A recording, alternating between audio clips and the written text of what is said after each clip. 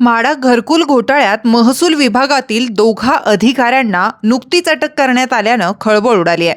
मोठ्या घरकुल प्रकल्पात आर्थिक दुर्बल घटकातील नागरिकांना 20% जागा किंवा सदनिका राखीव ठेवण्याचं बंधनकारक असतं. मात्र बडे बिल्डर आणि राजकारण्यांनी 20% जागा राखीव ठेवावी लागू नये म्हणून मोठं कांड घडवून आणलं. बनावट कागदपत्र तसेच नकाशांचा वापर करून लेआउट तयार करण्यात आले होते. संबंधित जागांची परस्पर विक्री करण्यात आली. त्यामुळे 198 बिल्डरांसह व्यावसायिकांविरोधात गुन्हा दाखल करण्यात आल्यानं खळबळ उडाली होती. सध्या या प्रकरणाचा तपास युद्ध पातळीवर सुरू आहे. सुरुवातीला सोनू मनवानीसह आणखीन एका प्रसिद्ध बिल्डरला अटक करण्यात आली होती. त्यानंतर सरकारी अधिकारी ही कारवाईच्या कचाट्यात सापडले. भूमी अभिलेख उपअधीक्षक बिपिन काजळे, महापालिका नगररचना सहाय्यक संचालक कल्पेश पाटील, नायब तहसीलदार नितीन पाटील या साऱ्यांनाच अटक करण्यात आली होती.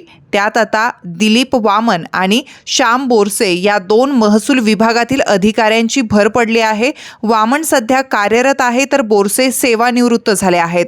गुन्हा दाखल असलेले बिल्डर, जमीन मालक तसेच गुंतवणूकदारांशी या दोघांचे सलोख्याचे संबंध होते. भूमी अभिलेख विभागाचे बनावट मोजणी नकाशे, हिस्सा फॉर्म, गट बुक, जुने झेरॉक्स पत्र यांची कोणती शहानिशा न करता फेरफार नोंदी मंजूर केल्याचा ठपका या दोघांवर आहे.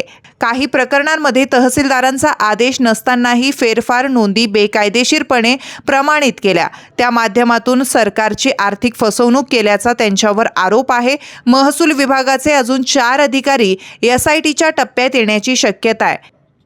सध्या त्यांची चौकशी सुरू आहे. तुमच्या भागातील प्रत्येक बातमी पाहण्यासाठी तसेच अशाच ताज्या आणि विश्वासार्ह घडामोडींसाठी उत्तर महाराष्ट्र न्यूज नेटवर्क सोबत जोडलेले रहा. सोबतच फेसबुक, इंस्टाग्राम आणि यूट्यूबवरही आम्हाला लाईक आणि शेअर तसेच सबस्क्राईब आणि फॉलो करायला विसरू नका.